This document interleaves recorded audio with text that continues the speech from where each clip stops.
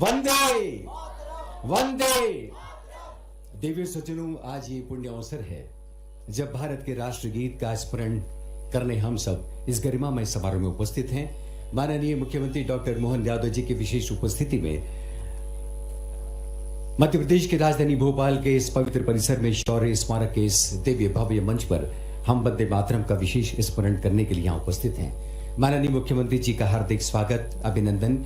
और माननीय मुख्यमंत्री जी के साथ ही आदरणीय श्री विश्वास सारंग जी, माननीय कृष्णा गौर जी, माननीय विधायक श्री रामेश्वर शर्मा जी, भगवान दास सबनानी जी और हमारे अन्य प्रतिनिधिगण उपस्थित हैं। सबका स्वागत, अभिनंदन।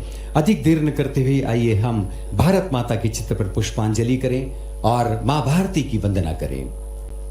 हे वंदनीय भारत, अभिनंदनीय भारत, जीवन सुमन चढ़ाकर हम अर्चना करेंगे, तेरी जन्म जन्म भर हम वंदना करेंगे।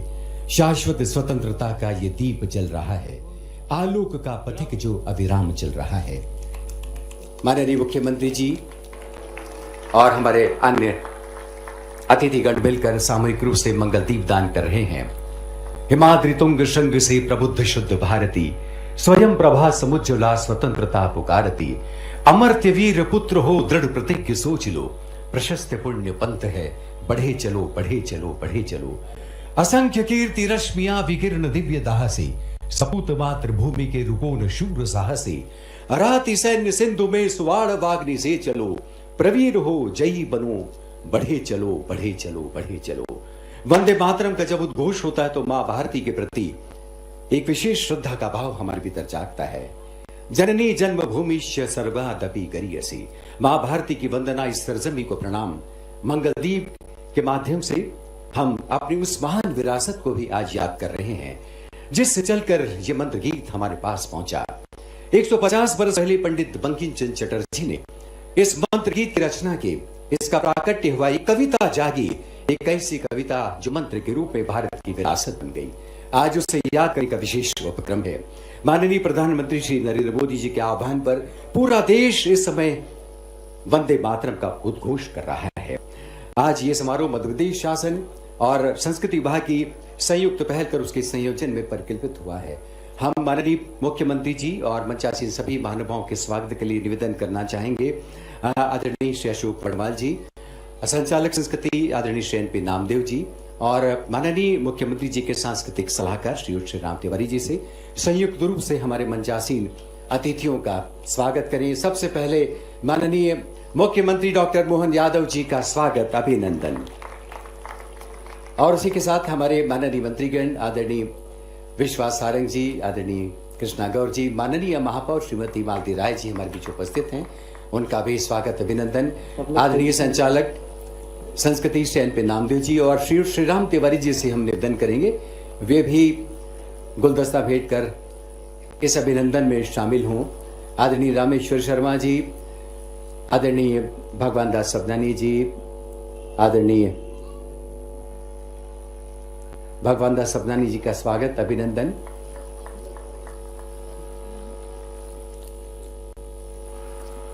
देवी सज्जनों, शौर्य पराक्रम हमारे मूल्य रहे हैं। स्वाधीनता हमने इन्हीं मूल्यों के सहारे अर्जित की है और इन मूल्यों को थामता हुआ हमारा जो भक्ति संगीत है, हमारे देशभक्ति का जो संगीत है, वह हमारे भीतर अलग हिलोर जलाता है। आदरणीय सभी वृंद के कलाकार और विशेष रूप से मध्य प्रदेश के पुलिस बैंड के कलाकार इस मंच पर उपस्थित हैं। हम ये चाहेंगे कि उनके इस अनुगूंज के साथ हम आज के इस समारोह का शुभारंभ करें।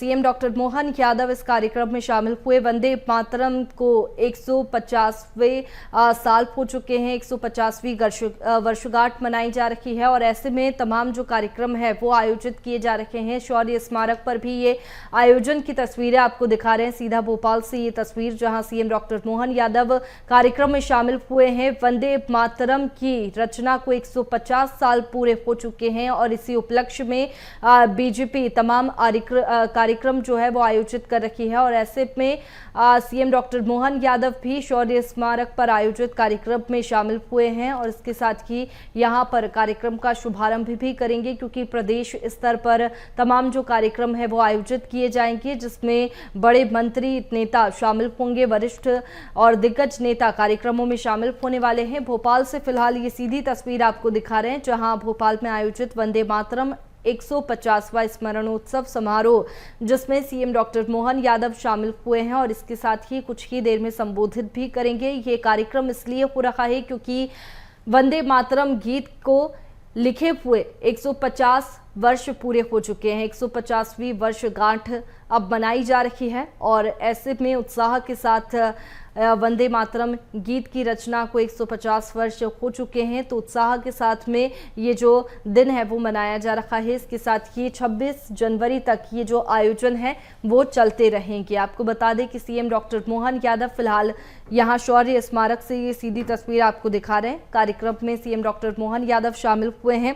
बंकिम चंद्र चट्टोपाध्याय द्वारा रचित ये वंदे मातरम गीत के आज 150 वर्ष पूरे होने के उपलक्ष्य में अलग अलग राज्यों में ये कार्यक्रम आयोजित हो रखे हैं और प्रदेश स्तर की अगर बात करें तो बीजेपी इसे एक पर्व के रूप में भी मना रही है। तो तमाम जो कार्यक्रम है वो आयोजित किए जाएंगे और ये 26 जनवरी तक इसे लेकर के कार्यक्रम चलते रहेंगे। आपको बता दें कि मुख्यमंत्री डॉक्टर मोहन यादव भोपाल के शौर्य स्मारक पर पहुंचे हैं, जहां कार्यक्रम में शामिल हुए हैं। इसके साथ ही भाजपा के प्रदेश अध्यक्ष हेमंत खंडेलवाल भाजपा प्रदेश कार्यालय में वंदे मातरम के मूल स्वरूप में बात करें तो सामूहिक गायन में शामिल होंगे। ऐसे ही राज्य स्तर पर अगर बात करें तो तमाम आयोजन हो रहे हैं, जिसमें दिग्गज नेता भाग लेंगे, कार्यक्रमों में शामिल होंगे।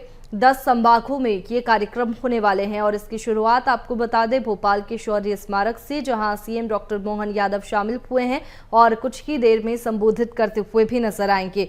वंदे मातरम गायन के बाद में स्वदेशी का संकल्प भी सामूहिक रूप से लिया जाएगा। स्वदेशी चीज़ों को अपनाना, इसके साथ ही लगातार ये जो अपील है वो की जाती है, तो संकल्प यहां पर लिया जाएगा। जिस अवसर पर इस राष्ट्रव्यापी अभियान के तहत मध्य प्रदेश की भोपाल समेत 10 संभागों, इसके साथ ही 10 विशेष स्थानों पर विशेष आयोजन होने वाले हैं, जिसमें दिग्गज नेता, वरिष्ठ नेता शामिल होंगे। सीधी तस्वीर फिलहाल ये आपको भोपाल से बता रहे हैं, जहां सीएम डॉक्टर मोहन यादव कार्यक्रम में शामिल हुए हैं। वंदे मातरम के 150वें वर्ष के स्मरणोत्सव में अभी हमने यशस्वी प्रधानमंत्री के उस मनोभाव को भी देखा, उनकी उपस्थिति को भी देखा। ये उनकी कल्पनाशीलता भी है, जिसके आधार पर अतीत का 150 साल पुराना वो अप्रतिम गीत, जिसने न केवल आज़ादी की अलख जगाई बल्कि लगभग 150 साल तो हमारे लिए वो जो एक तरह से मंत्र के नाते से उस 19वीं शताब्दी से शुरू हुई यात्रा गुरुवर रविंद्रनाथ टैगोर ने 1896 में उसको स्वर दे करके पुनर्स्थापित करते हुए पूरे क्रांतिकारियों सहित सबके मन में जिस संकल्प की पूर्ति की, उसको बदलते दौर में हमने सबने भगत सिंह को फांसी के फंदे पे चढ़ते देखा, चंद्रशेखर आजाद को अपनी शहादत देते देखा।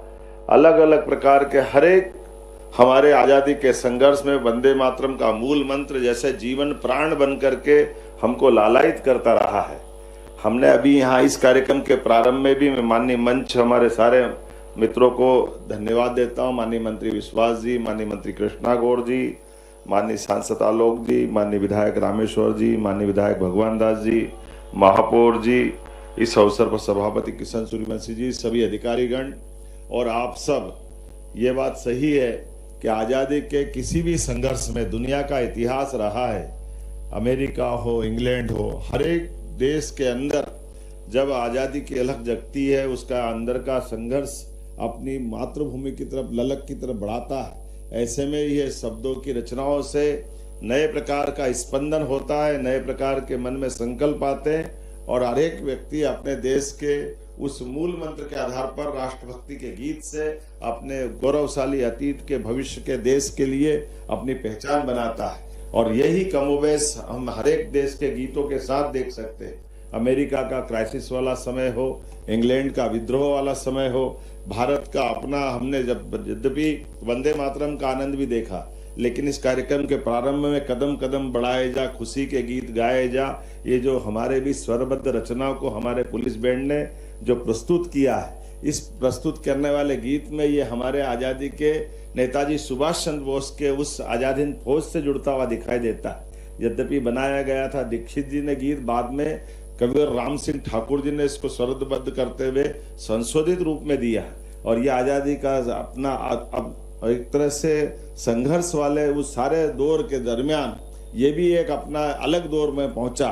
और इतना ही नहीं, जैसे हमने अगर बंकिम चंद्र चट्टोपाध्याय जी की बात अगर करें तो ये संस्कृत के साथ जोड़ करके वर्णवाल जी ने सही कहा अपने भाषण में, लेकिन मैं उसी में ये बात भी बताना चाहूंगा, इस गीत की रचना में हमारी प्राचीन संस्कृति की त्रिदेवी कल्पनाओं को जोड़ने का प्रयास किया गया, जिसके माध्यम से एक तरफ हम अपनी दुर्गा दशप्रहरण धारणी दुर्गा की ताकत से हमारे अपने अतीत के गौरवशाली पृष्ठ में हमारी अपनी सांस्कृतिक विरासत पे भी हम गर्व करते हैं, और कमला कमल दल विहारिणी, इसका मतलब महालक्ष्मी का भी स्मरण करते हुए इस गीत के माध्यम से जोड़ने का, और हमारी सांस्कृतिक विरासत में महालक्ष्मी का जो प्रताप है ये उसके प्रति भी नमन है। और वीणा जो हमने अपनी माँ सरस्वती के प्रति जो इसमें कल्पना की है, कामना की है, यद्यपि चटर्जी जी ने इसको स्वरबद्ध करते हुए, लिपिबद्ध करते हुए आनंद मठ नामक उपन्यास के माध्यम से दुनिया के बीच इस गीत को रखने का प्रयास किया, और वहां से उठा करके अंदर की जो अंतरतम भावना, ये हजारों हजार साल वाली हमारी गौरवशाली उस प्रतिष्ठित भावना का पुनर्जागरण का एक काल था, जिसके कारण से हम आज भी उस भावना के आधार पर लोग बड़े गजब है। इस मामले में भी देखना चाहिए कि हमारी ये त्रिदेवियों की कल्पना हजारों हजार साल वाली, जो समझदार है वो नादानी से चुप रह करके हमने इसके कष्ट भी, जब आजादी के अलख में जिस मंत्र के रूप में ये सबको एक तरह से आंदोलित करता था, लेकिन आजादी के बाद देश के साथ जब हमारा अपना गीत का अपनाने का मौका आया तो कहीं ना कहीं देश ने इसमें दिग्भ्रमित भूमिका अदा की।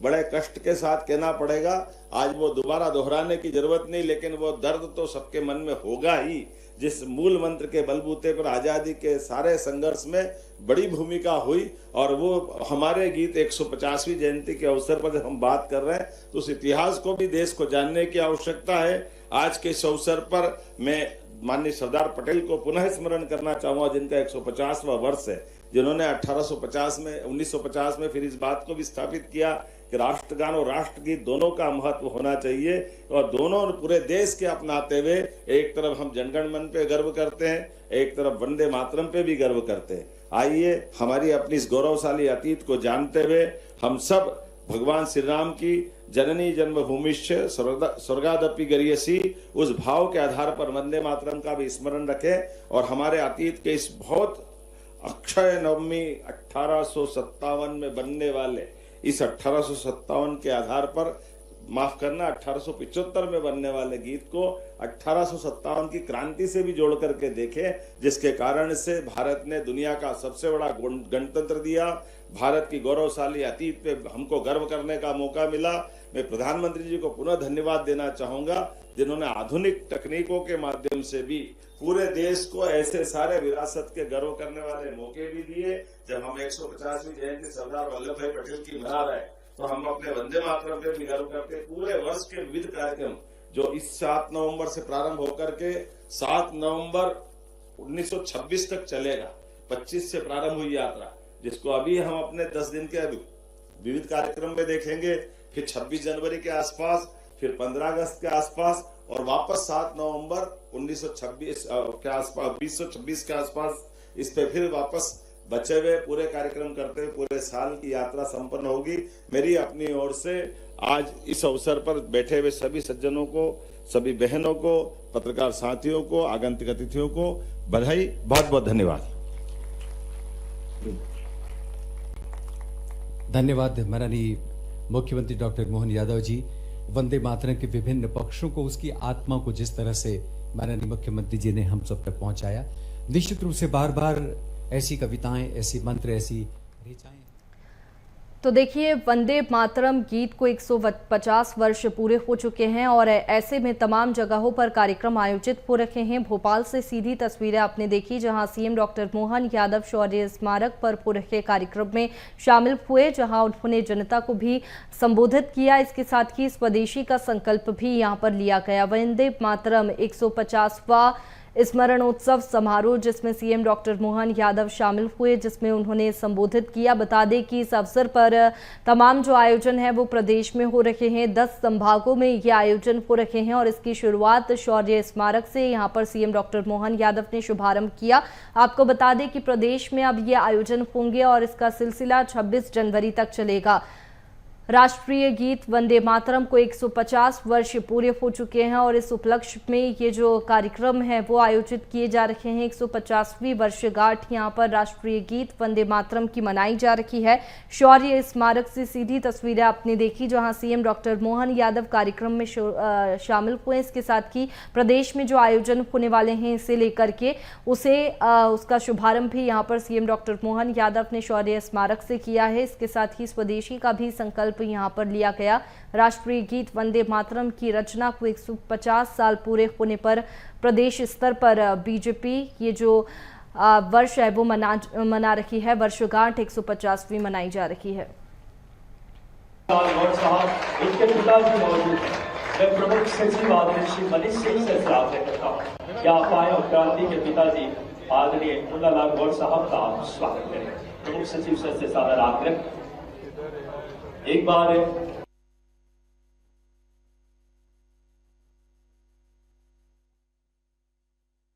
तो देखिए, एमपी की बेटी का भव्य स्वागत किया जा रहा है। सीएम हाउस से ये सीधी तस्वीरें आपको दिखा रहे हैं, जहां सीएम डॉक्टर मोहन यादव के यहां पर भव्य स्वागत समारोह यहां पर आयोजित किया गया और सीएम डॉक्टर मोहन यादव ने क्रांति गौड़ का स्वागत भी किया।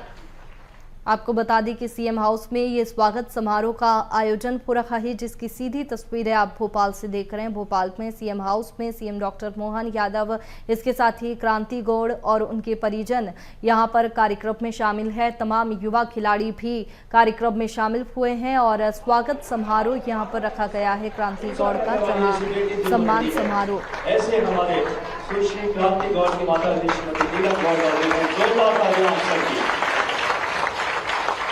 इसी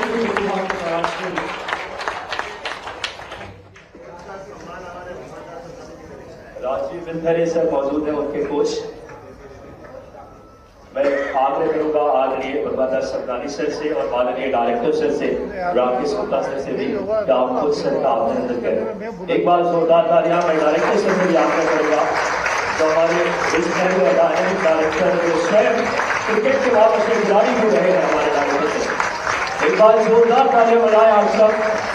यशस्वी हमारे प्रधानमंत्री जी के नेतृत्व में बदलता भारत खेलों के बाद और आज का ये गौरव और गरिमा के क्षण बुंदेलखंड की उससे वसुधा से छोटे से गांव से निकली बिटिया, जिन्होंने अपने वर्ल्ड कप में भारत के लिए 9 विकेट लेकर के विश्व कप में भारत को गौरवान्वित किया। जोरदार तालियां एक बार ऐसे हमारे प्रतिभा के लिए। और आप सबको जानकर बहुत खुशी होगी कि जैसे ही उन्होंने वर्ल्ड कप जीता, यशस्वी हमारे मुख्यमंत्री जी ने 1 करोड़ रुपए, एक बार जोरदार तालियां बजाएं, जो खेलों को आगे बढ़ाने का भाव माननीय मुख्यमंत्री जी के अंदर है, यशस्वी प्रधानमंत्री जी के भाव को और हमारे माननीय खेल मंत्री जी लगातार प्रतिबद्ध है। सभी लोग कृपया बैठ जाएं। आज के इस कार्यक्रम में माननीय मुख्यमंत्री जी, माननीय खेल मंत्री जी और क्रांति गौड़ जो हमारे मध्य प्रदेश और देश की गौरव में उपस्थित है, प्रदेश को गौरवान्वित करने वाले आज खिलाड़ी साथी उपस्थित हैं।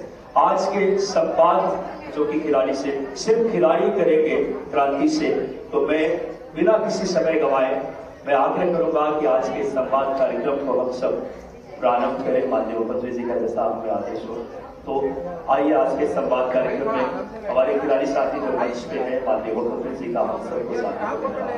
आइए क्रांति से हम संवाद प्रारंभ करते हैं।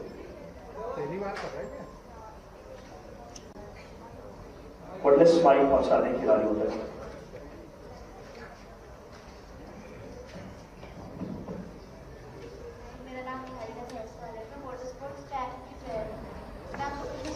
जब आपने वर्ल्ड कप जीता, उसकी ट्रॉफी को टच किया, उसको उठाया, तब आपको क्या फील हुआ? उसके टीम का क्या माहौल? पहले तो जो मैंने जब वर्ल्ड कप का ट्रॉफी जब ऐसे हम लोगों ने टच करा तब फीलिंग ही अलग था। ऐसे बहुत प्राउड फील हो रहा था, बहुत इमोशनल भी हो रहे थे क्योंकि वो ट्रॉफी हम पंद्रह या हमारे जो स्टाफ के लोग थे उन लोगों ने पूरे इंडिया ने ये ट्रॉफी जीता था क्योंकि बहुत क्राउड आया था उस टाइम, बहुत लोग आए थे मैच देखने। और इस टाइम अपने इंडिया में वर्ल्ड कप है तो सबको एक था कि हाँ इंडिया में वर्ल्ड कप है, सारा सपोर्ट था। हमें ऐसा था कि अब इंडिया में वर्ल्ड कप है तो पूरा इंडिया हमें सपोर्ट करेगा। तो हमारा था कि हमें खुद के लिए तो जीतना है पर हमें इंडिया के लिए भी ये वर्ल्ड कप जीतना है।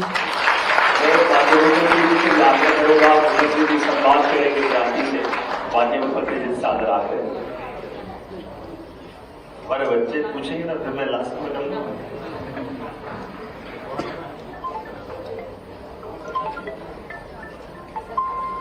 मेरा नाम मेरा सवाल ये कि मतलब हर एक प्लेयर को फिट और उसके बिना इंजरी के साथ फिट रहना पड़ता है, तो उसके लिए आप क्या फिट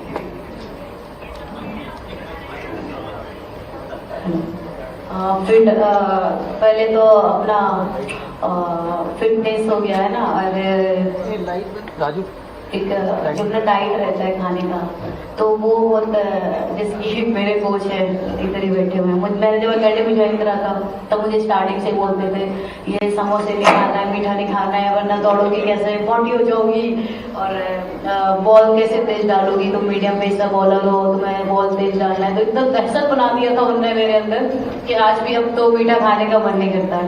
और ये फिटनेस का मुझे लगता है कि वो के ऊपर डिपेंड करता है क्योंकि हम कितना कुछ लोग होते हैं कि बाहर कभी खाते हैं, बट ये खुद पे उतना कंट्रोल होना चाहिए कि हमें अपनी फिटनेस किस लेवल तक लेके जानी है और कैसी रखनी है, तो ये खुद पे डिपेंड कर सकता है।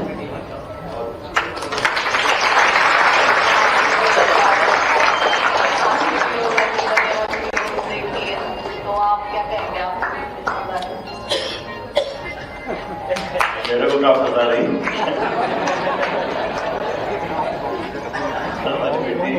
मैंने तो आज का दिन क्रांति के लिए रखा था, ये कह रहे कि मेरी फिटनेस का क्या, आपने योग के आपके वीडियो देखे, ये तो रोज की चीज है। हम अपने जीवन में अगर हमको अच्छा काम करना, दिन भर काम करना, बगैर थके काम करना, तो 2-3 चीजों का जरूर ध्यान रखना चाहिए। तो हमारे लिए अपने आप की फिटनेस और फिटनेस में जैसे मैं अभी इनके कोच से पूछूंगा, मुझे लगता है रेटिंग तो बताया, जरा ये आप बताइए योग वाला पार्ट आप इनको भी सिखाते हैं जो मेरे से पूछ रही है। तो मैंने तो कहा योग तो हो, रोज योग करो और निरोग रहो, इतने में मेरे से खत्म करो। आज तो इस क्रांति का दिन है, तो क्रांति के लिए ताली बजाएं। क्रांति की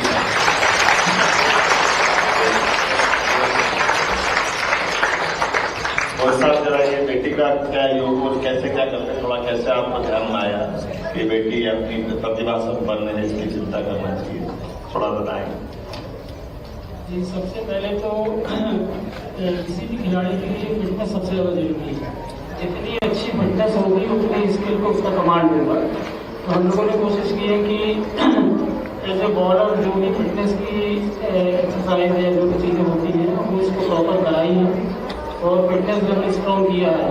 तो इंजरी की बात अभी की थी तो एक बार इसको भी प्रॉब्लम आई थी बैक में, लेकिन उनको फिटनेस की वजह से कि जितने ओवर्स इससे वहाँ डलाए जा रहे थे उतनी उस हिसाब की गई थी। मुंबई इंडियंस में 3 सेशन उसको डलाते थे 45 मिनट के, तो उसके लिए बहुत हार्ड वर्क करना पड़ता है। अगर हम लोगों ने उसके लिए बहुत हार्ड वर्क किया, तैयारी की, तो उसके बाद कोई समस्या नहीं, वर्ल्ड कप में भी लगातार वर्ल्ड कप की फिटनेस की नहीं कोई दिक्कत। बहुत अच्छा, आप बताओ योग से जुड़ते ही मुझे बताया क्रांति ने थोड़ा जिज्ञासा भी है योग में। आप किस प्रकार से बच्चों को, क्रिकेट वाले बच्चों का योग का ये पैकेज कैसे बनाया आपने, कैसे? देखिए, आंतरिक जो बॉडी के पार्ट्स हैं उसको आप योग से ही मजबूत कर सकते हैं, ध्यान से अपने आप को कंसंट्रेट कर सकते हैं। बाकी रनिंग से आप अपनी लंग्स की, हार्ट की कैपेसिटी बढ़ा सकते हैं, लेकिन योग आपको संपूर्ण मदद करता है। बहुत अच्छा। जैसा कि क्रिकेट वाले भी मनोयोग से अंदर के अपने आत्मबल को मजबूत बनाने के लिए, ये कोच साहब ने बताया, क्रांति ने बताया, हम सबको भी समझने की जरूरत है। आपने कहा ध्यान से भी जुड़ा ना, ध्यान और योग, इससे आत्मबल मजबूत होता है। ये नेशनल टीम में भी होता है। जो अभी हम लोग वर्ल्ड कप खेल रहे थे तो हमारा संडे पूरे वर्ल्ड कप में 2 से 3 हमारा योगा भी हुआ, मेडिटेशन भी होता था, क्योंकि हम लोग जो मैच हार रहे हैं, जो जीत रहे हैं, तो जो अपने अंदर की एक जो घबराहट है उसको शांत करने के लिए मुझे सर बोलते थे मेडिटेशन इज द बेस्ट।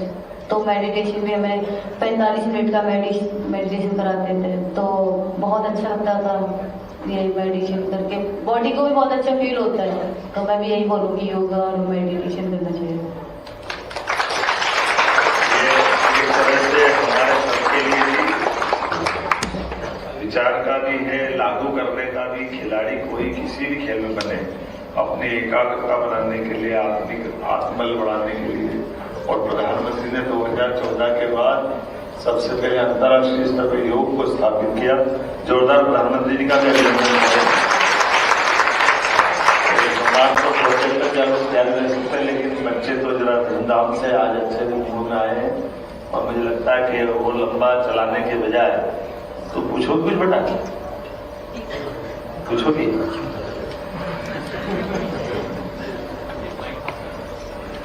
मेरा नाम नैन्सी वर्मा है, मैं सैनिक की खिलाड़ी हूँ। मैं पूछना चाह रही थी कि दीदी, जब आप प्रधानमंत्री से मिली तो आपको कैसा लगा?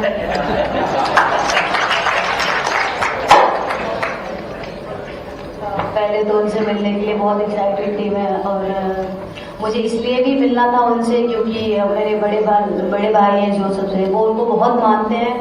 तो उनका कहना था कि मैं नहीं मिल पाया तो तुम उनसे जरूर मिलना एक बार, और मेरी बात भी रखना, उनको बोलना कि मैं उनको बहुत मानता हूँ। तो मैंने उनको ये चीज़ भी बताई। वो तो उनसे बात करके जो सुकून मिला है ना, जो उस दिन से बात करी ना, वो चीज़ मैं आज भी फील करती हूँ। बहुत अच्छी बात करते हैं वो भी योगा वगैरह करते हैं, सारी चीज़ें। तो उन्होंने एक बहुत अच्छी चीज़ बोली थी जो मुझे बहुत अच्छी लगी। उन्होंने बोला प्रेजेंट में रहना, वो प्रेजेंट में रहते हैं, उनका कहना था। क्योंकि वो उस दिन हमारे साथ बैठे थे, वो उन्होंने बोला बिहार में चुनाव चल रहे हैं, मुझे उससे कोई मतलब नहीं है, वो बिहार में चल रहा है, मैं भी इधर हूँ। तो ये चीज़ मुझे बहुत अच्छी लगी थी कि वो उन्होंने बोला जो प्रेजेंट में रहना। तो मेरे साथ भी 1-2 कुछ ऐसे छोटे से कुछ हुए, तो मैं बोलती हूँ मैं नहीं सोच रही। सर ने बोला था प्रेजेंट में रहने का, मैं भी प्रेजेंट में छोड़ दूँ। उन्होंने बोला भी है कि वो बहुत जल्दी मेरी फैमिली से और मेरे भाई से मिलेंगे, मुझे थोड़ा सा कीमती वक्त देंगे अपना।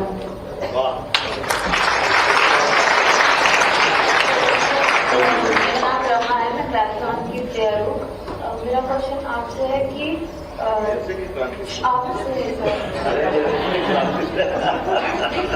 आपसे ये है कि मैंने बहुत सारे वीडियोस आपके देखे हैं जिसमें आप खाड़े में करतब वगैरह की बात की आपने, और शिप्रा नदी में स्विमिंग की भी बात की है।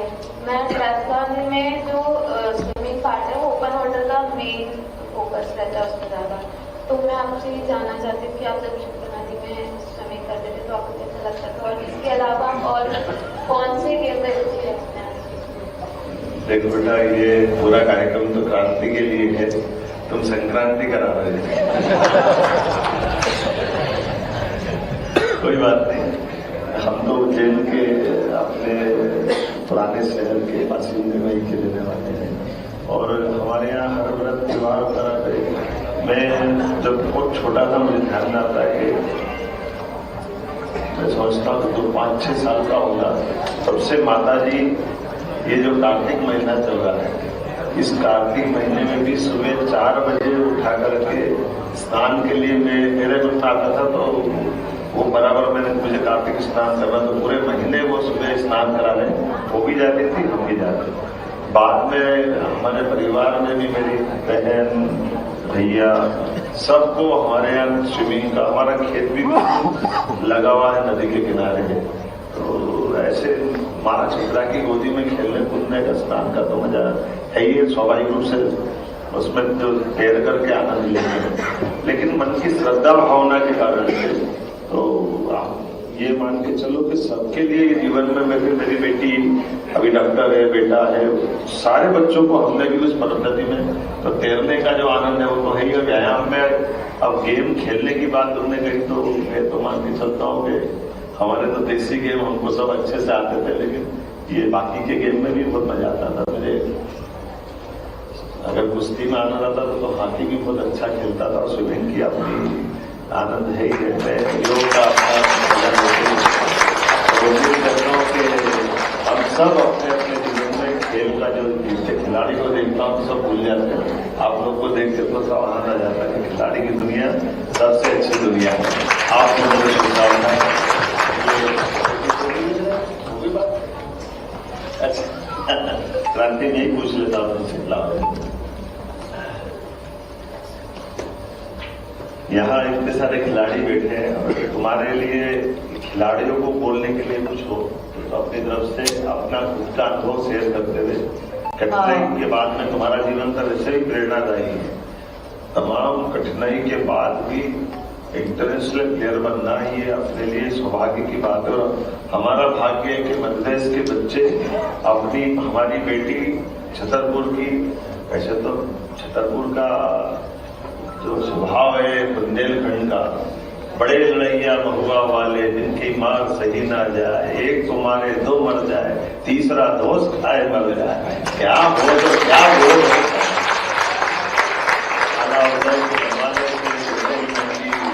ये विरासत इतनी गौरवशाली है, आपने मरे के नीचे जिंदे घुस गए, ऊपर लाश दही सरकार क्या क्या कल्पना करते हैं कैसे कैसे। लेकिन ये हमारे बच्चों ने भी कहा कि मैं निडरता है, मुझे गर्व है कि मैं बुंदेलखंड की हूँ, और बुंदेलखंड प्रदेश का गौरव से, प्रदेश का भी उत्तर प्रदेश का भी, ये हमारा पूरा बहुत अच्छा क्षेत्र है।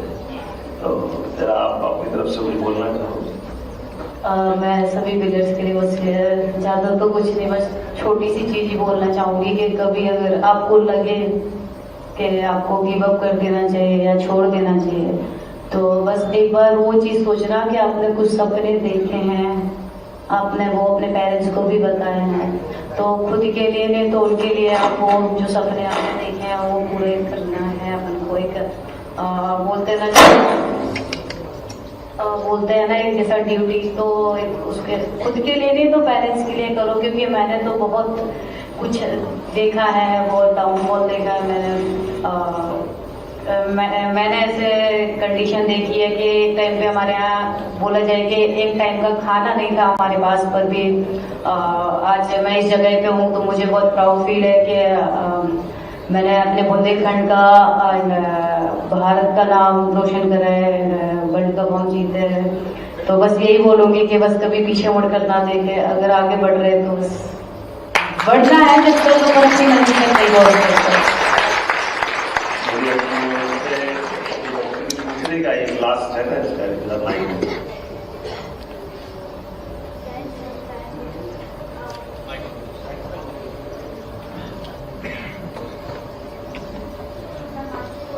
ये माइक चालू है।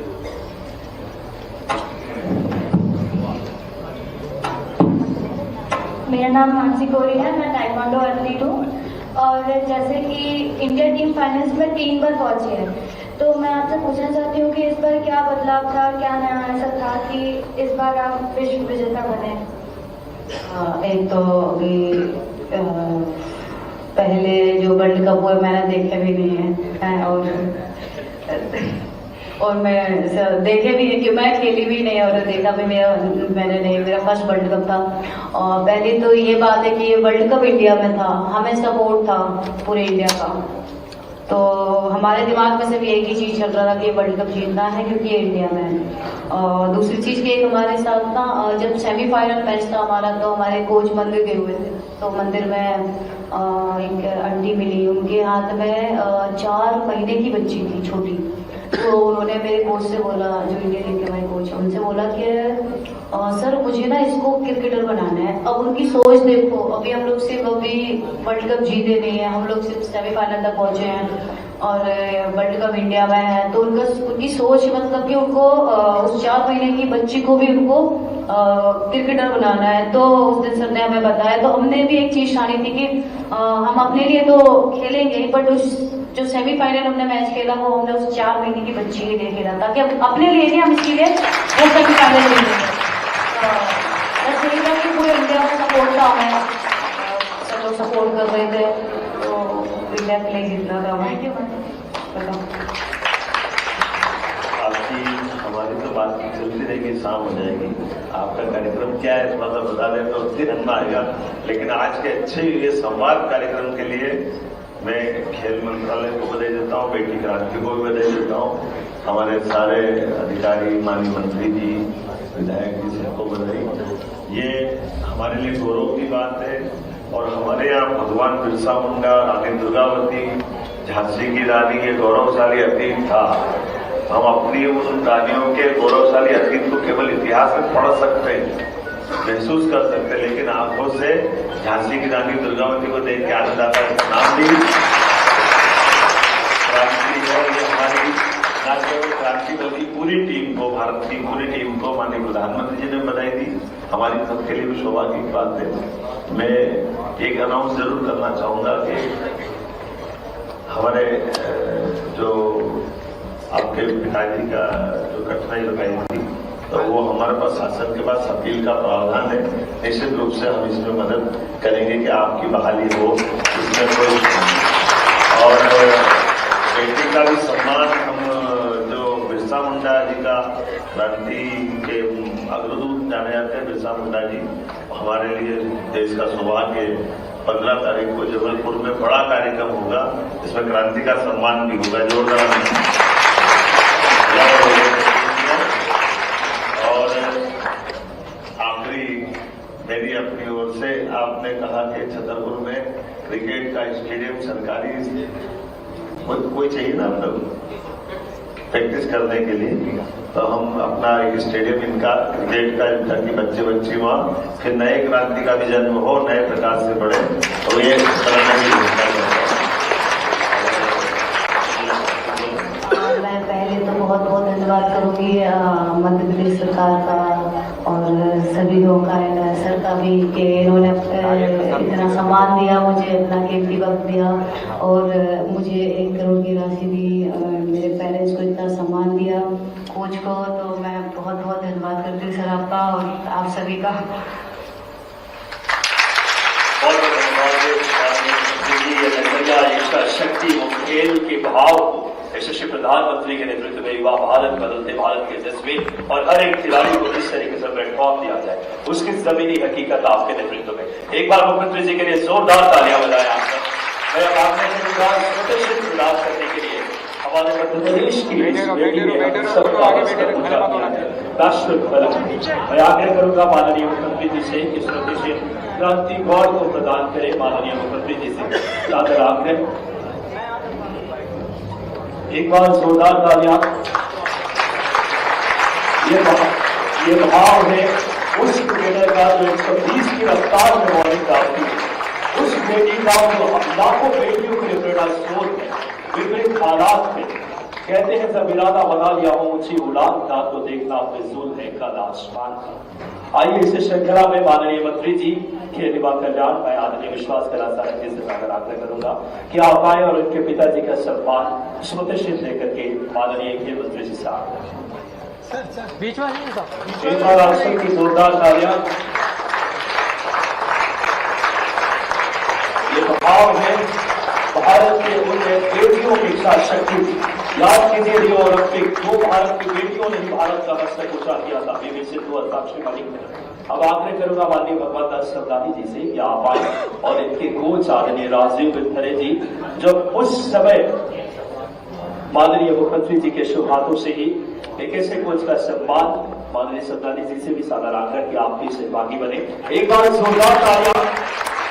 कहते हैं जो पानी से नहाते हैं वो विकास कर देते हैं, जो पानी से नहाते हैं वो विकास कर देते हैं, लेकिन जो पसीने से नहाते हैं वो इतिहास कर देते हैं। और वो इतिहास करता है हमारे शशि मुखर्जी जी स्वयं खेल के खिलाड़ी रहे हैं।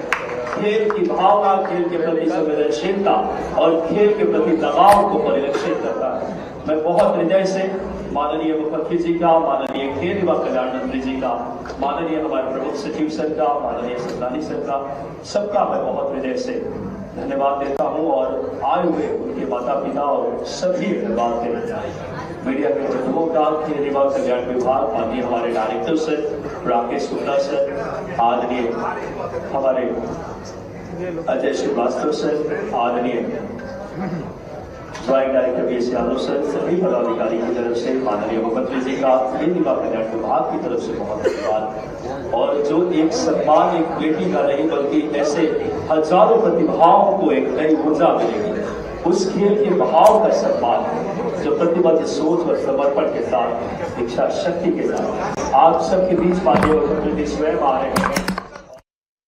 देखिए सीएम हाउस से ये सीधी तस्वीरें आप देख रहे हैं जहां पर क्रांति गौड़ का सम्मान किया गया, इसके साथ ही पुरस्कृत भी किया गया। सीएम डॉक्टर मोहन यादव ने भी मुलाकात की और यहां पर युवा खिलाड़ी भी पहुंचे थे जिन्होंने कई बातें यहां पर क्रांति गौड़ से की है। आपको बता दें कि प्रधानमंत्री नरेंद्र मोदी भी पहले क्रांति गौड़, इसके साथ ही पूरी टीम से क्रिकेट टीम से मुलाकात कर चुके हैं। और फिलहाल राज्य की बात करें तो सीएम हाउस में ये कार्यक्रम आयोजित, जहां पर सम्मान समारोह आयोजित किया गया और क्रांति गौड़ यानी कि मध्य प्रदेश की बेटी का सम्मान सीएम हाउस में किया गया। मुख्यमंत्री डॉक्टर मोहन यादव ने सम्मानित किया। अच्छा आप सब लोग यही खड़े रहिए, आप प्लीज रुक जाइए, कोई वहाँ थोड़ा दूर खड़ी हो जाए। नहीं आप लोग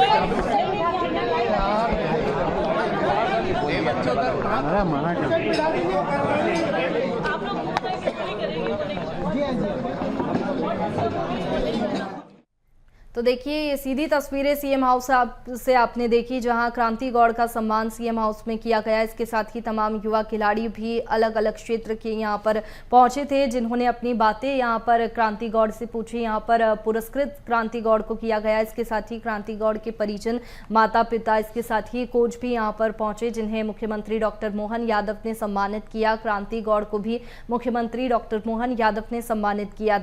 बता दें कि इससे पहले क्रांति गौड़ के लिए इनाम की घोषणा भी यहां पर सीएम डॉक्टर मोहन यादव कर चुके हैं कि 1 करोड़ की राशि यहां पर क्रांति गौड़ को दी जाएगी। बता दें कि भारत का गर्व क्रांति गौड़ का स्वागत समारोह ये सीएम हाउस में आयोजित हुआ जिसमें सीएम डॉक्टर मोहन यादव ने भी कई बातें कही है। इसके साथ ही सीएम ने ये भी कहा कि छतरपुर से क्रांति गौड़ आती है और छतरपुर में स्टेडियम नहीं है तो यहाँ पर खेल मैदान छतरपुर में बनाया जाएगा ताकि और भी जो युवा खिलाड़ी है वो निकल करके सामने आए। ऐसे में बता दें कि कई बातें यहाँ पर सीएम डॉक्टर मोहन यादव ने कही है। वहीं क्रांति गौड़ के परिजनों को भी सीएम डॉक्टर मोहन यादव ने सम्मानित किया। इसके साथ ही क्रांति गौड़ के कोच का भी सम्मान यहाँ पर किया गया। युवा खिलाड़ी भी काफ़ी उत्सुक नजर आए क्योंकि क्रांति गौड़ से कई सवाल उन्होंने पूछे और ऐसे में क्रांति गौड़ ने भी उनके जवाब दिए। इसके साथ ही प्रधानमंत्री नरेंद्र मोदी से मुलाकात कैसी रही वो भी यहाँ पर क्रांति गौड़ ने साझा किया। आपको बता दें कि भारत का गर्व क्रांति गौड़ का स्वागत समारोह सीएम हाउस में आयोजित हुआ जहां क्रांति गौड़ का सम्मान किया गया। क्रांति गौड़ को सम्मानित किया गया। सीएम डॉक्टर मोहन यादव ने यहां क्रांति गौड़ को सम्मानित किया। इसके साथ ही क्रांति गौड़ के माता पिता और कोच का भी सम्मान कार्यक्रम में किया गया। घुवारा गांव की बेटी टीम इंडिया में क्रांति लाई। क्रांति गौड़ भारत की बेटी, इसके साथ ही छतरपुर से क्रांति गौड़ आती है जहां पर डॉक्टर नेहा नंदन चौरसिया, शिशु रोग विशेषज्ञ, डॉक्टर राम आशीष शुक्ला, शिशु रोग विशेषज्ञ, अभी हमारे इन वन रक्षकों को नियुक्ति पत्र प्रदान किया जा रहा है और इसी क्रम में अब लोक स्वास्थ्य एवं चिकित्सा शिक्षा विभाग के अंतर्गत नियुक्ति पत्र हमारे चिकित्सकों को भेज किया जा रहा है, प्रदान किया जा रहा है। डॉक्टर नेहा नंदन चौरसिया जो कि शिशु रोग विशेषज्ञ के रूप में नियुक्त हुई हैं, जोरदार तालियां लगातार बजती रहें। शिशु रोग विशेषज्ञ डॉक्टर आशीष शुक्ला, डॉक्टर राम आशीष शुक्ला, आप भी मंच पर सादर आमंत्रित हैं। भरपूर तालियां हम सभी की होना चाहिए। शिशु रोग विशेषज्ञ डॉक्टर मंजुलता आर्य, आप भी मंच पर सादर आमंत्रित हैं। सेवा को समर्पित हमारे चिकित्सक, इन्हें आज नियुक्ति पत्र प्रदान किया जा रहा है। निश्चेतना विशेषज्ञ डॉक्टर जितेंद्र केतवाल, निश्चेतना विशेषज्ञ डॉक्टर हुमा भावना, आप भी सादर आमंत्रित हैं। और माननीय मुख्यमंत्री जी और हमारे माननीय मंत्री लोक स्वास्थ्य एवं चिकित्सा शिक्षा के द्वारा आपको नियुक्ति पत्र भेज किया जा रहा है। इसी क्रम में डॉक्टर नितिन कुमार पट्टा, सर्जरी विशेषज्ञ, आप भी सादर आमंत्रित हैं। डॉक्टर पंकज, सर्जरी विशेषज्ञ। और इसके पश्चात हमारे जो नर्सिंग ऑफिसर्स हैं, सुश्री मुस्कान साहू, सुश्री पलक वर्मा और सुश्री हर्षिता इंगले, आप भी मंच पर सादर आमंत्रित हैं। माननीय मुख्यमंत्री जी के हाथों आप सभी को नियुक्ति पत्र प्रदान किया गया। निश्चित ही आज का कार्यक्रम बेहद खास है, बेहद ऐतिहासिक है, जब आज माननीय मुख्यमंत्री जी के द्वारा वन संपदाओं की सुरक्षा, मध्य प्रदेश की समृद्धि खुशहाली को संरक्षित रखने के लिए आज ये नियुक्ति पत्र प्रदान किया गया। तालियां आप सभी की भरपूर हों। आज के अवसर को आपकी तालियां निश्चित ही बेहद खास बना रही हैं। और आज के इस बेहद खास अवसर पर माननीय मुख्यमंत्री जी ने आप सभी को नियुक्ति पत्र प्रदान किया। आपका बहुत बहुत धन्यवाद माननीय मुख्यमंत्री महोदय। हमारे अशोक वर्णवाल जी SCS हमारे अपने बहुत सुयोग्य अधिकारी है, उन्होंने भी अपनी पूरी बात किन किन पदों के लिए कितनी कितनी नियुक्ति होगी इसका भी उल्लेख कर दिया। इस मंच पर विराजमान हमारे एक PS श्रीमान संदीप यादव जी, PS हेल्थ और फॉरेस्ट के दूसरे अफसर माननीय अंबाड़े जी, प्रधान मुख्य संरक्षक, क्या संरक्षक ही बोलते हैं ना, वन संरक्षक, अब मुझे पता नहीं है, मैं थोड़ा आपका विभाग का ऊपर के लेवल वाली रचना को तो समझता हूँ, लेकिन मैं ये अंदर की जानकारी के प्रधान मुख्य वन संरक्षक।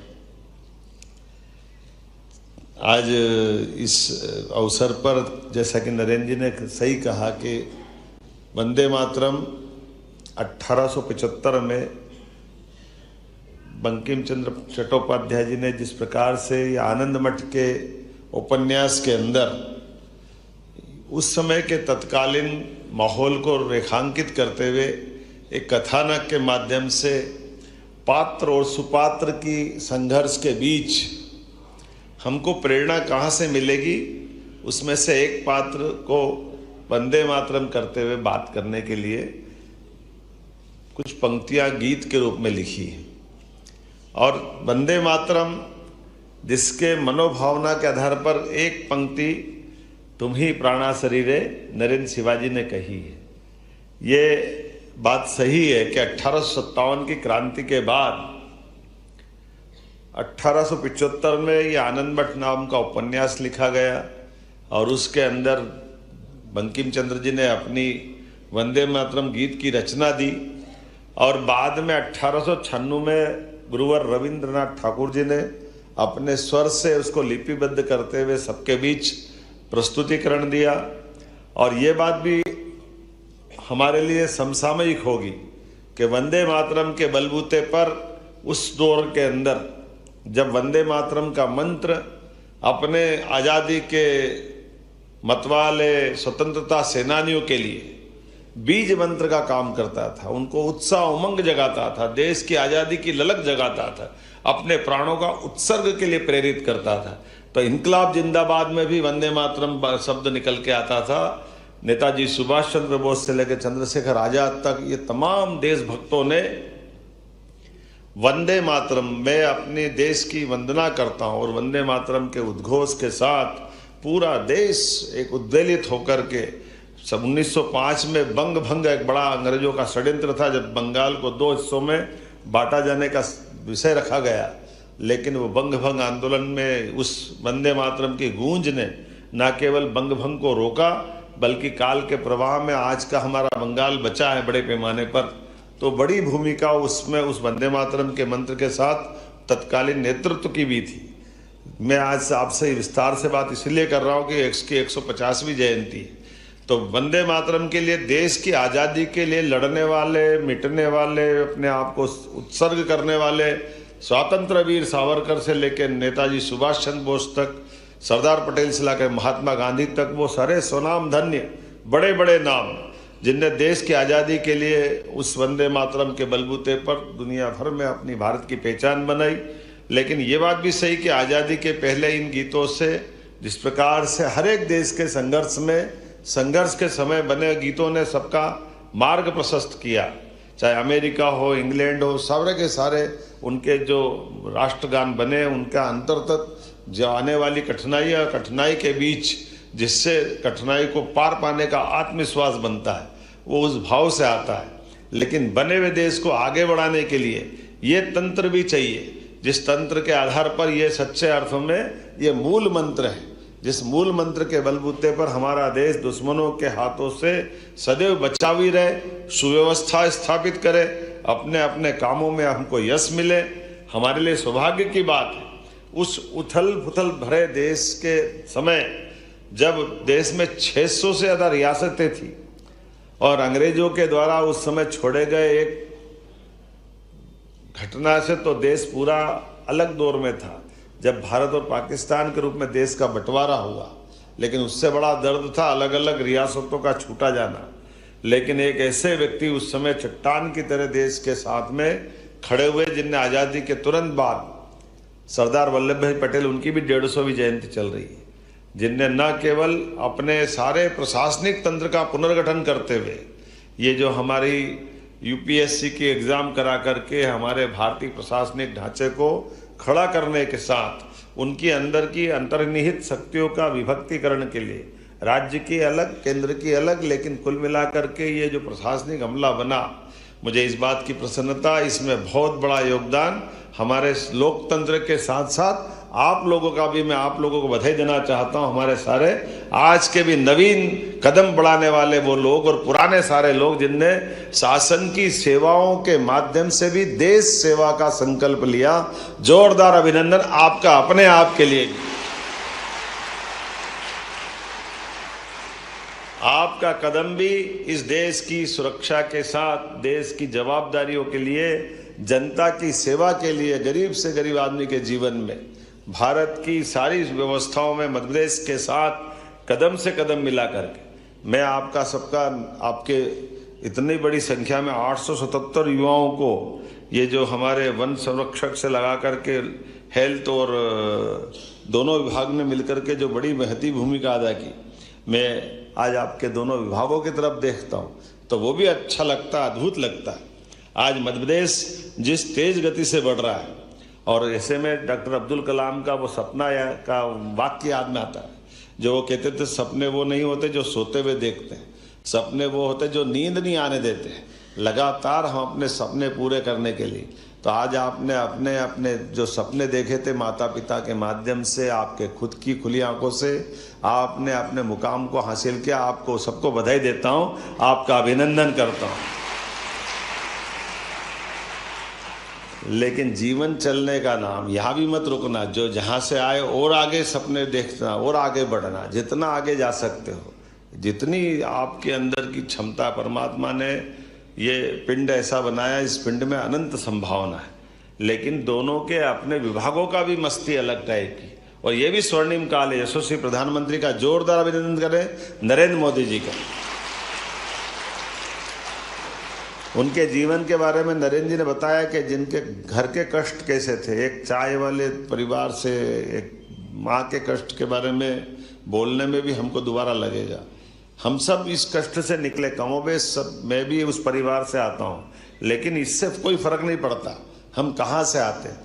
हम जहाँ से भी आते हैं वो अतीत की बात है, लेकिन हमने आज जहाँ खड़े होकर के काम करना प्रारंभ किया, उसकी मिसाल क्या बनी, ये बात मायने रखती है। और इस दिशा में आप सब चलेंगे, ये भाव से मैं आपको शुभकामना देता हूँ। हर एक के जीवन में कठिनाई आती, हर एक के जीवन में परेशानी आती, लेकिन परेशानियों में अपने आप को सफल सिद्ध करना, इसी बात की आवश्यकता है। और उस नाते से जब हेल्थ डिपार्टमेंट की तरफ देखता हूँ, मुझे नहीं मालूम और हेल्थ डिपार्टमेंट का, लेकिन जितनी तेज गति से हमारा हेल्थ डिपार्टमेंट काम कर रहा है, कितने तेजी से मेडिकल कॉलेज अगर खुल रहे हैं पूरे देश में, इतनी तेज गति से तो किसी और स्थान पे मेडिकल कॉलेज खुले नहीं होंगे जितना अपने मध्य प्रदेश में खुल रहे हैं। मेरी अपनी ओर से आपको बधाई देना चाह रहा हूँ।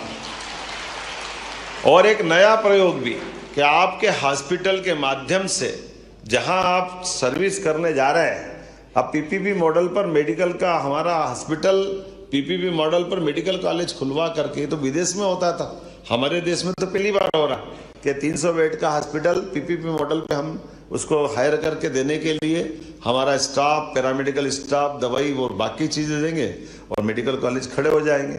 और ऐसे ही आपके फॉरेस्ट के अंदर में भी कमाल हो रहा है, जितने प्रकार के जंगल की संरचना सुधारने का काम कर रहा है, जितने अच्छे ढंग से बाकी चीज चलाने का काम कर रहे हैं, लेकिन आपके माध्यम से जंगल के वन्य जीव संपदा को भी संभाल कर रखने का जो प्रयोग हो रहा है, मैं आप सबको बधाई देता हूं कि आपके माध्यम से वो जो दुनिया है, सच में मेरे मन से अगर कोई कहे तो जंगल की दुनिया से बढ़कर कोई दुनिया नहीं। इतना आनंद आता अपने फॉरेस्ट में, आनंद आ जाता है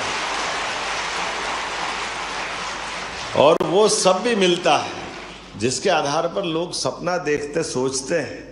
कई अच्छी डिस्कवरी की जो कई फिल्म आती है, जब हमने वो एक बच्चे हिरण को देखा कि एक बाघिन उस छोटे से हिरण के बच्चे को कहीं किसी कारण से पाती है, तो वो उसको खेलते हुए उसको बड़ा होने का सपना देखती। ये संवेदनाओं की पराकाष्ठा है, कितना अच्छा लगता सुनकर, देख करके। आज ये जंगल के सभी प्रकार के, और ऐसे में जब हमारे जंगल समृद्ध हो रहे हैं तो चीता भी चौकड़ी भर रहे हैं। आपको बधाई दो, आपका इंतजार कर रहा है चीता भी। ऐसे में जब चीता चौकड़ी भरते दिखाई दे रहा है तो मगरमच्छ भी माँ नर्मदा की गोद में अपने गोते लगाने के लिए पहुंच रहे हैं। ये भी आनंद हमको आ रहा है।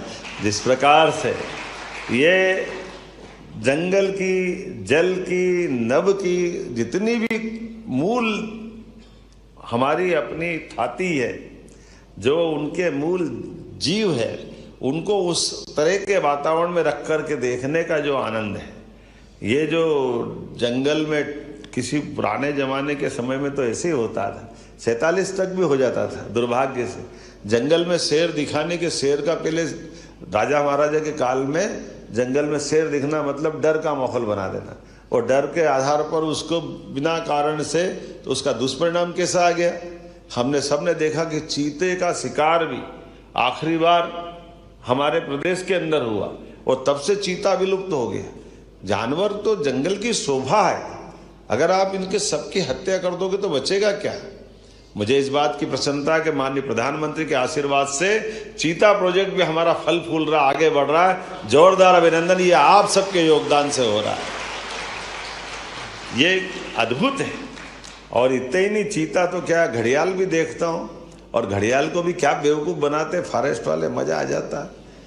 घड़ियाल के अंडे अभी निकलेंगे और अगले दशक तक घड़ियाल में से, घड़ियाल को वापस जीवनचर्या चलाए रखने के लिए जितने अंडे देते हैं उसमें से आधे अलग निकाल लेते हैं, आधे रेती पे छोड़ देते हैं, और निकले गए अंडों से 2-2.5 साल तक बच्चा भी निकाल करके बड़ा करते हुए 2.5 साल 3 साल का, और फिर मेरे से भी छुड़वाया एक बार चंबल में, मज़ा आया देख करके।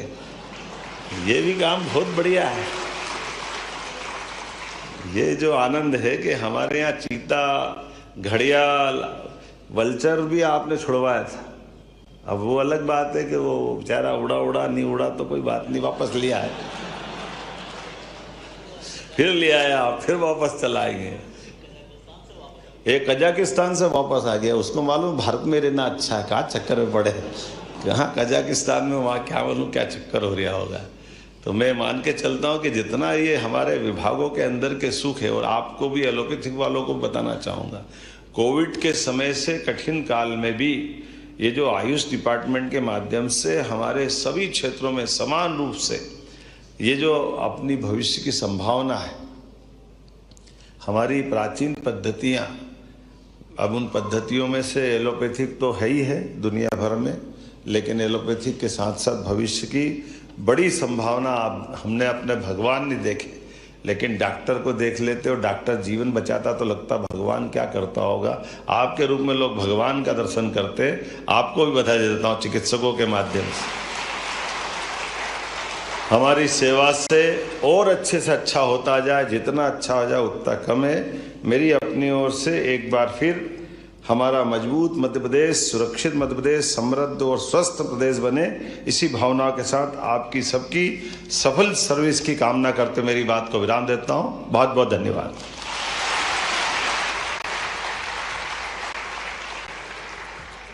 हार्दिक धन्यवाद माननीय मुख्यमंत्री जी।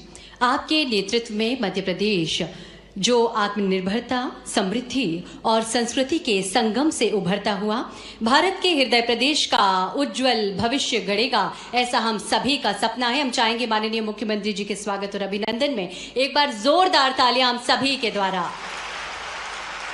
बहुत बहुत धन्यवाद आप सभी का। हार्दिक बधाइयां एवं शुभकामनाएं आज उन सभी को जिन्हें आज नियुक्ति पत्र प्रदान किया गया है। और इस कार्यक्रम के समापन की ओर अब हम बढ़ रहे हैं। आप सभी की ओर से धन्यवाद ज्ञापन करने हेतु, आभार व्यक्त करने हेतु हम सादर आग्रह करते हैं प्रमुख सचिव लोक स्वास्थ्य एवं चिकित्सा शिक्षा विभाग मध्य प्रदेश श्री संदीप यादव जी से आज के अवसर पर आभार उद्बोधन दें।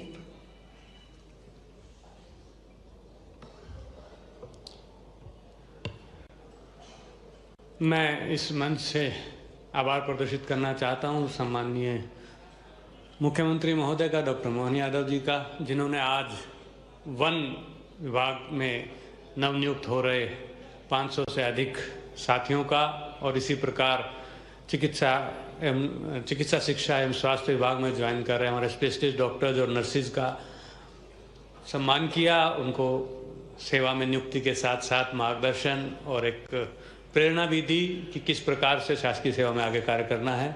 मैं आभार और रात को फिर भोपाल ऐसे मुख्यमंत्री जी को नमन करता हूँ और उनको बुलाता हूँ। मोहन यादव आए मंच पे, सबका दिल खुश हो जाए। मोहन यादव आए मंच पे, सबका दिल खुश हो जाए। विकास की सौगात अब स्वदेशी से लिखी जाए, अब स्वदेशी से लिखी जाए। इसी भाव के साथ मैं आमंत्रित करता हूँ आदरणीय माननीय मुख्यमंत्री मोहन यादव जी को, आए हम सब को आशीर्वाद प्रदान करें, मार्गदर्शन प्रदान करें। ताली तो बजानी पड़ेगी। ये सब पीछे तो बजी नहीं रहे भैया, भाई साहब टोपी वाले भाई साहब आप ताली नहीं बजा रहे, भाई साहब इधर भी।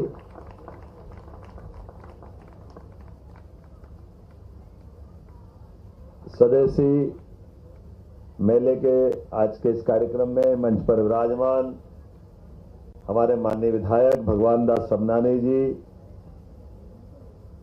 अखिल भारतीय सह स्वदेशी मेला प्रमुख एवं स्वर्णिम भारत फाउंडेशन के सीईओ माननीय साकेत सिंह राठौड़ जी, माननीय स्वदेशी मेला प्रमुख सुप्रसिद्ध व्यवसायी श्रीमान रमणवीर सिंह अरोड़ा, क्षेत्र संगठक स्वदेशी जागरण मंच केशव सिंह दुबोलिया जी, स्वदेशी मेला संयोजक माननीय सतीश विश्वकर्मा जी, माननीय पार्षद देवेंद्र भार्गव जी, माननीय हम सबके सुपरिचित सुधीर दाते जी, माननीय श्रीकांत बुदोलिया जी, माननीय दीपक वर्मा जी, सुशील अग्रवाल जी।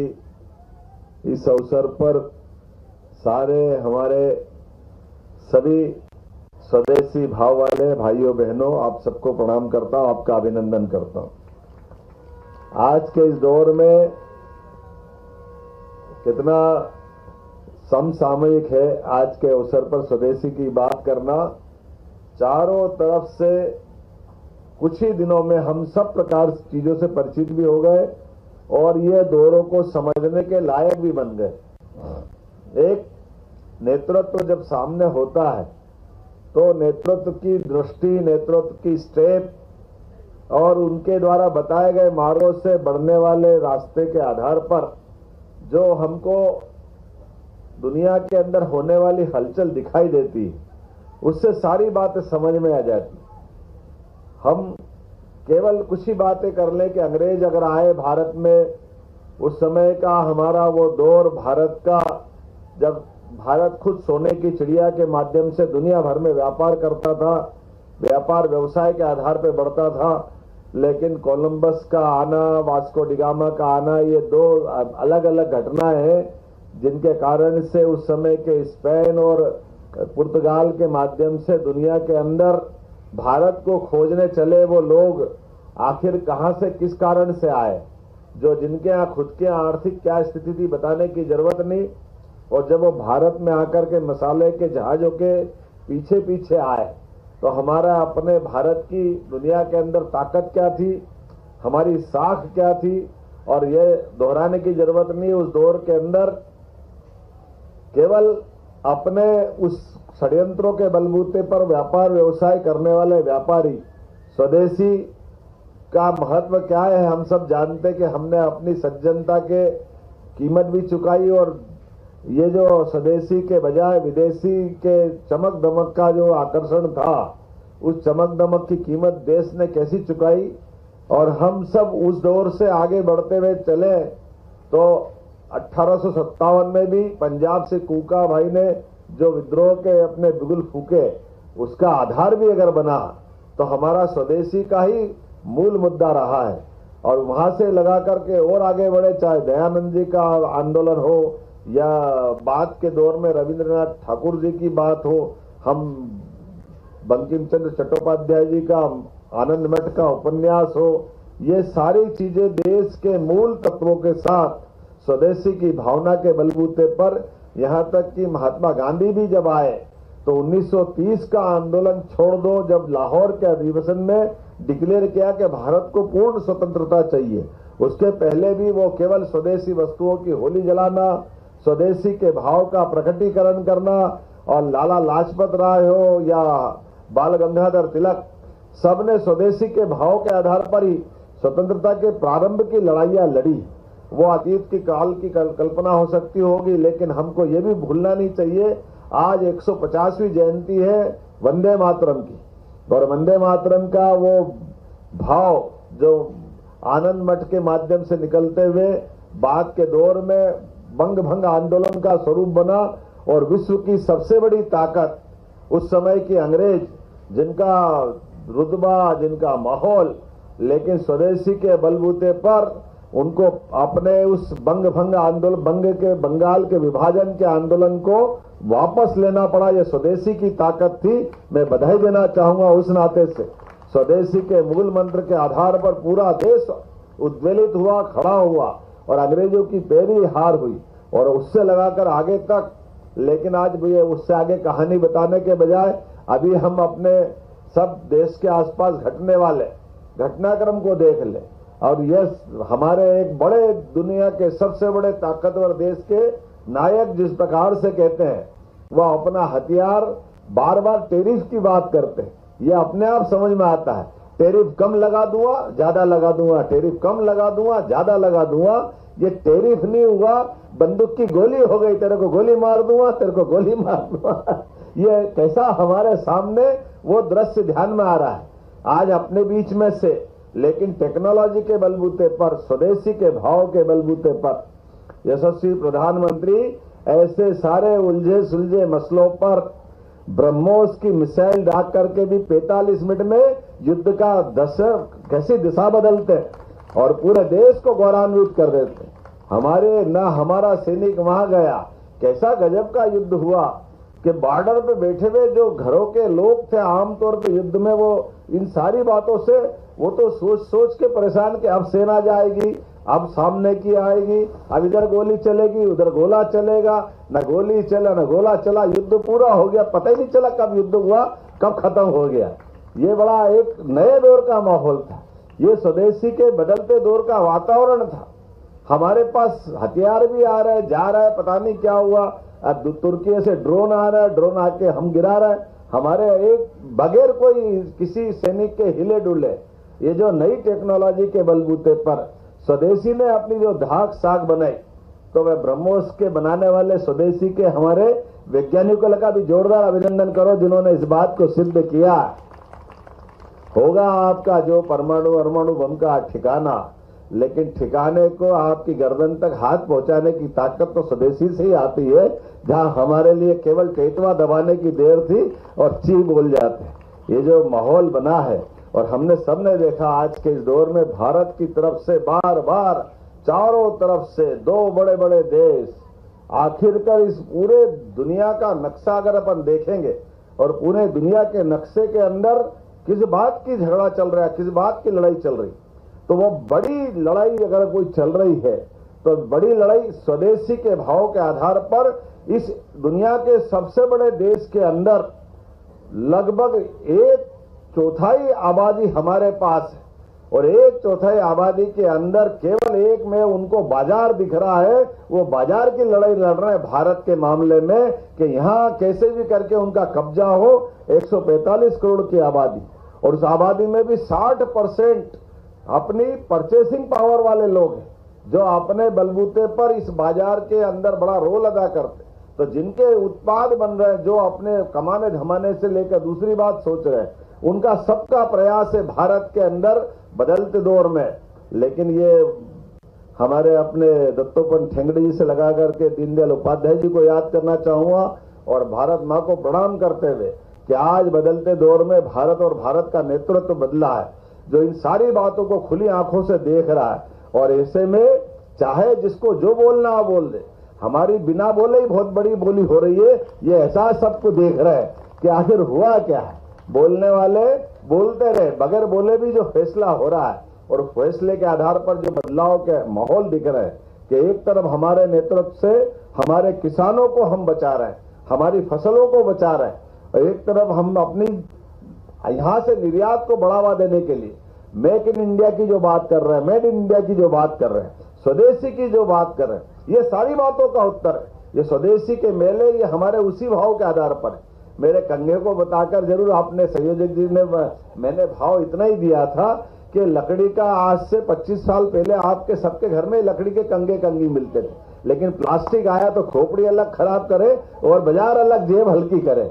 लेकिन वापस दौर वापस आ गया कि हमारे यहाँ ये नीम की कंगी, नीम की लकड़ी का मोटे तौर पर जलाने के लिए या फर्नीचर के लिए उपयोग कम होता, लेकिन नीम की लकड़ी के कंगे और नीम की लकड़ी से बनने वाले टूथपेस्ट के बलबूते पर हमारा वो स्वदेशी का भाव भी बनता है।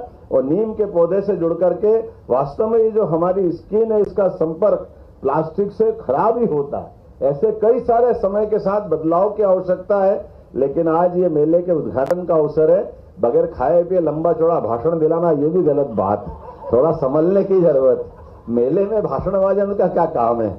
मेले का आनंद तो मेले जैसा है और कितना अच्छा लगता है। अलग अलग प्रकार के भदोही के लोग अपने कालीन लेकर आ रहे हैं और ये भारत की विशेषता है। हर जिला स्थान पर, हर छोटी छोटी जगह पर कितने कितने प्रकार से अपने यहाँ सारी व्यवस्था चलती बनती है।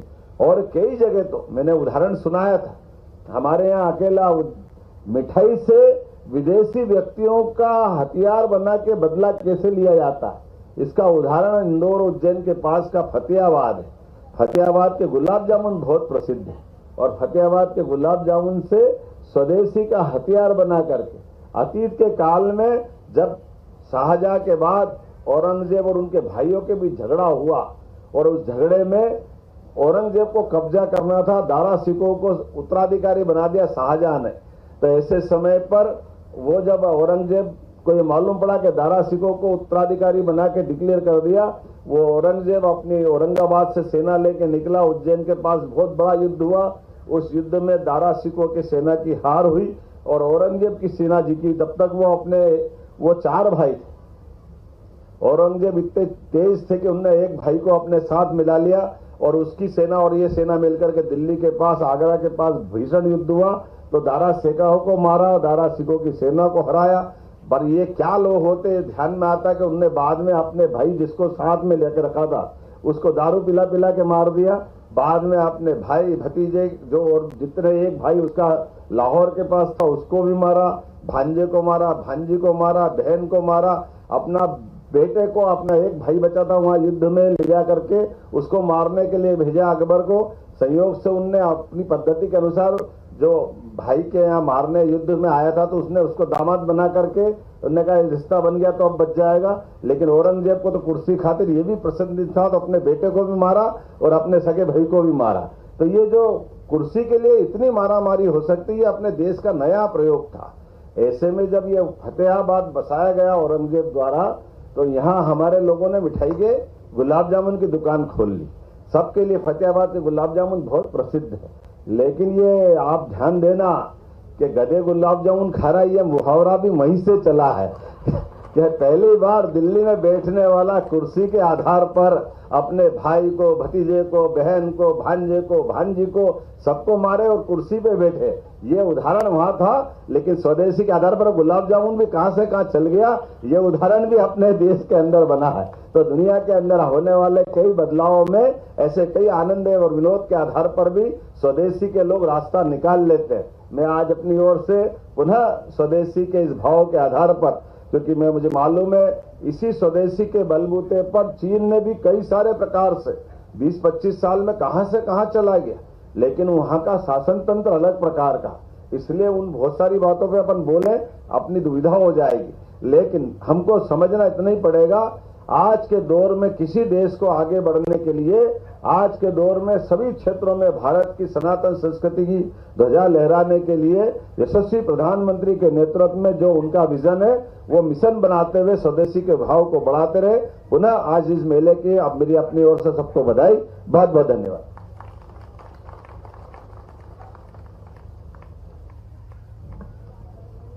बहुत कम तो सीएम डॉक्टर मोहन यादव को सुन रहे थे आप, जो कि स्वदेशी चीजों का किस तरीके से खरीदारी की जाए, इस्तेमाल की जाए, इसको लेकर के मंत्र दे रहे थे। और साथ ही उन्होंने उदाहरण देते हुए कहा कि एक दौर ऐसा भी था जब चीन स्वदेशी को किस तरीके से अपनाता है, उसके बाद आत्मनिर्भर बनता है और एक महाशक्ति के तौर पर चीन भी उभर कर आता है। तो कुल मिलाकर उन्होंने स्वदेशी की ताकत को लेकर यहाँ पर जानकारी दी। आपसे हमें ये मंत्र मिला, आत्मनिर्भर भारत की खातिर मंत्र स्वदेशी अपनाओ, बिन शस्त्र उठाए तुम देश बचाओ, बिन शस्त्र उठाए तुम देश बचाओ। धन्यवाद आदरणीय मुख्यमंत्री जी। और अब आप सबके आनंद का जड़ सब 1 मिनट आभार। आप सबके आनंद इसलिए बोला मैंने कि सबको आनंद है कि भैया कार्यक्रम समाप्त होने वाला है। आभार के लिए मैं आमंत्रित करूंगा आदरणीय सतीश जी विश्वकर्मा जी को।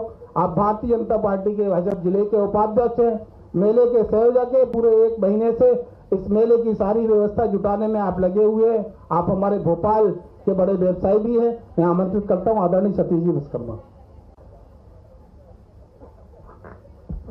बोली भारत माता की, भारत माता की।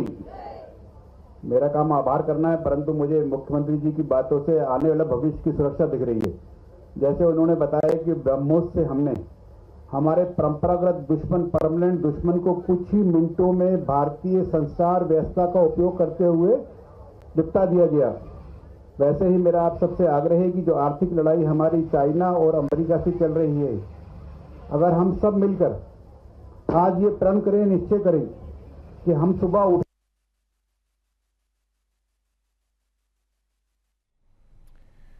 देखिए, स्वदेशी को लेकर यहाँ पर संबोधित किया जा रहा है, लोगों से अपील की जा रही है कि ज्यादा से ज्यादा जब आप खरीदारी करने के लिए जाएं तो स्वदेशी वस्तुओं का चयन करें, क्योंकि जब आप स्वदेशी वस्तुओं की खरीदारी करते हैं तो इससे देश आत्मनिर्भर बनता है, प्रदेश आत्मनिर्भर बनता है। और यही प्रयास सीएम डॉक्टर मोहन यादव भी इस कार्यक्रम के माध्यम से कर रहे हैं।